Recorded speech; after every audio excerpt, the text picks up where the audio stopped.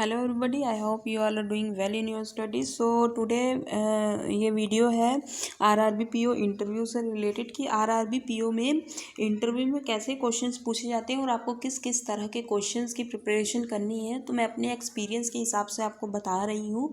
कि आपको इंटरव्यू में इतना ज़्यादा डरने की ज़रूरत नहीं है। मैं आपको ये नहीं कह रही कि आप बिल्कुल ही पीछा छोड़ दें पढ़ाई का और आप बैठ जाए आराम से कि नहीं इंटरव्यू में जो क्वेश्चंस पूछे जाते हैं वो बस आपको बस अच्छे से कुछ जो टॉपिक्स हैं, कुछ रिलेटेड टॉपिक्स हैं, उन्हीं को पढ़ना होता है और उन्हीं से आपको क्वेश्चंस पूछे जाते हैं। तो सबसे पहले मैं आपको बता दूं कि जो मोस्ट इंपॉर्टेंट टॉपिक्स हैं उनके बारे में बताने जा रही हूँ कि सबसे पहले आपको अपना पर्सनल इन्फॉर्मेशन कि आपका नाम क्या हो गया, नाम का मीनिंग, आपका जहाँ रहते हैं उस जगह के बारे में, आपकी स्टडीज़ जो है उनके जो आपने जिस सब्जेक्ट से आपने परस्यू की अपनी डिग्री उसके बारे में, उन सब्जेक्ट्स के बारे में कौन कौन से सब्जेक्ट्स है। और अगर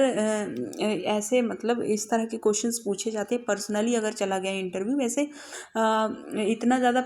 पर्सनल भी नहीं जाता है। कभी कभार ऐसा होता है कि किसी से जैसे बहुत ही इंटरेस्टिंग सा बोल सकते हैं कि किसी का सब्जेक्ट है तो उस सब्जेक्ट से क्वेश्चन आ गए, फिर पूछ लिया गया, या फिर कोई इंटरेस्टिंग जगह जहाँ से रिसेंट कोई न्यूज़ आई हो,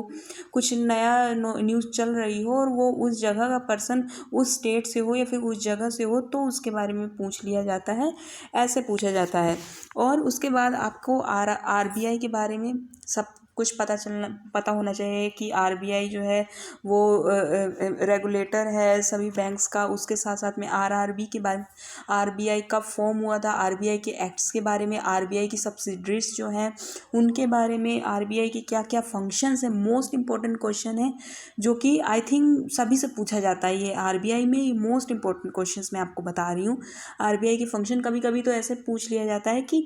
बैंकिंग जो बैंक है वो ये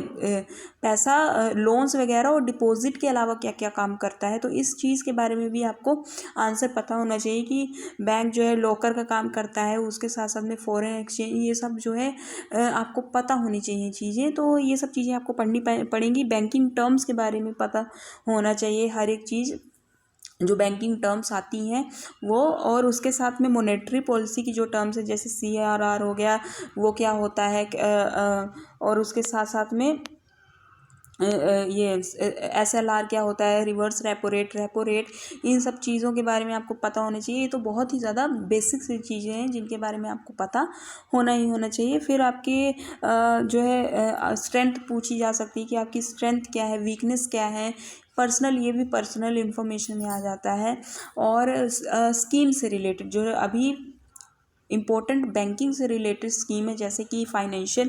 इंक्लूजन में जनधन योजना, आगे जो भी फाइनेंशियल इंक्लूजन, ये भी मोस्ट इंपॉर्टेंट टॉपिक है जिसमें सभी जितनी भी योजना आती हैं उन सब के बारे में आपको पता होना ज़रूरी है। उसके साथ साथ में जैसे अभी लखपति दीदी करके जो स्कीम है वो चल रही है, और सेल्फ हेल्प ग्रुप्स हैं, कितने सेल्फ हेल्प ग्रुप्स हैं, और जो महिला बैंक्स हैं उनके बारे में, और बैंकिंग से रिलेटेड जो जितनी भी स्कीम्स हैं उनके बारे में आपको पता होना बहुत ज़्यादा ज़रूरी है। तो आप कमेंट कर मुझे बताइएगा कि क्या आपको ऐसे क्वेश्चंस चाहिए कि नहीं। तो या अगर प्रोवाइड तो मैं अगर कर सकती हूँ प्रोवाइड तो मैं ज़रूर करूँ, क्योंकि लास्ट ईयर मैंने ये सभी क्वेश्चंस लिखे थे विद आंसर लिखे थे। तो अभी तो मैं एक्चुअली मेरा आईपीएस पीओ का भी एग्ज़ाम अभी लगा हुआ, उसके बाद मैं आपको जो है तब तक मैं शायद है कि रिज़ल्ट भी आरआरबी पीओ का आ जाएगा, उसके बाद मैं आपको क्वेश्चंस प्रोवाइड कर दूँगी कि मतलब किस तरह के क्वेश्चंस और डिटेल में पूरा लिख के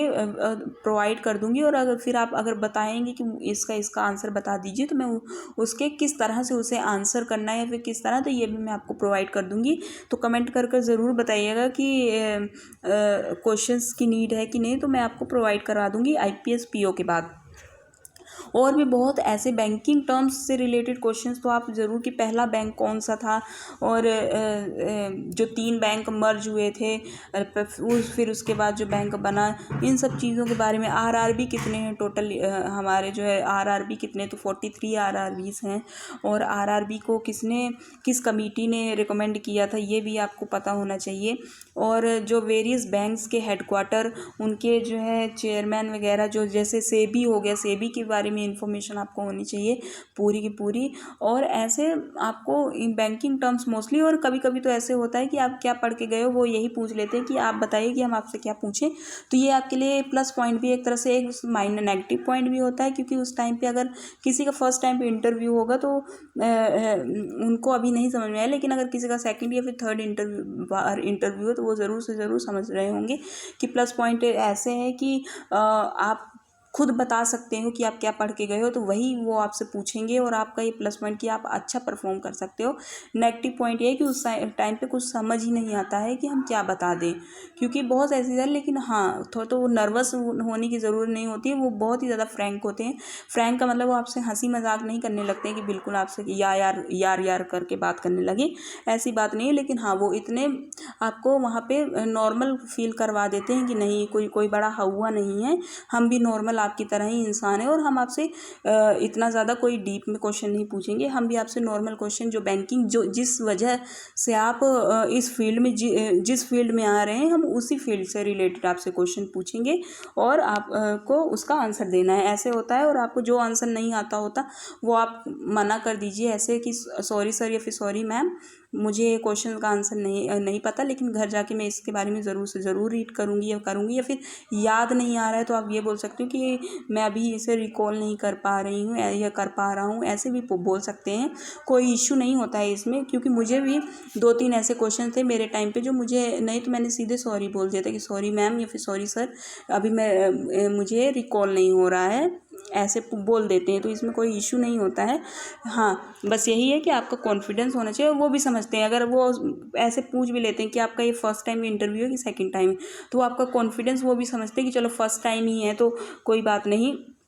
थोड़ा बहुत तो डर होता ही है, लेकिन वो रिलैक्स फील करवा देते हैं सभी को, ऐसी कोई बात नहीं है, फिर आप नॉर्मली आंसर करने लग जाते हैं। तो यही सब चीज़ें हैं। बाकी आप कमेंट करके बताइएगा कि क्या कोई आपको किस किस चीज़ में किस किस टॉपिक में प्रॉब्लम आ रही है इंटरव्यू के लिए। मेरा इंटरव्यू नहीं है इस बार, लेकिन कोई बात नहीं, मैं आप सभी की हेल्प ज़रूर से ज़रूर करना चाहूँगी, और आप कमेंट करके बताइएगा। So thank you all.